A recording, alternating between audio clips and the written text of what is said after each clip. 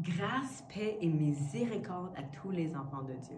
Bienvenue à notre service bilingue ou après-service bilingue.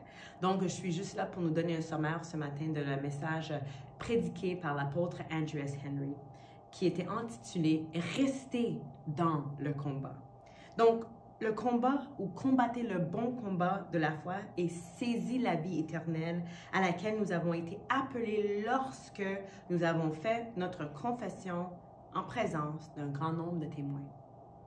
Ça a été pris du verset 1 Timothée, chapitre 6, verset 12. Et ce verset n'a pas seulement un appel à l'action. Contrairement, c'est un appel à l'essence de même de notre voyage spirituel.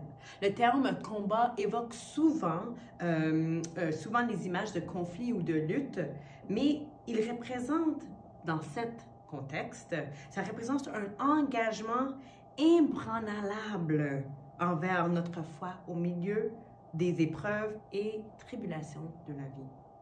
Pour aller encore plus loin, l'apôtre Andrew S. Henry nous a dit que le terme en hébreu, combat, c'est profondément ancré ou enraciné dans le langage et le comportement en sens profond et nuancé.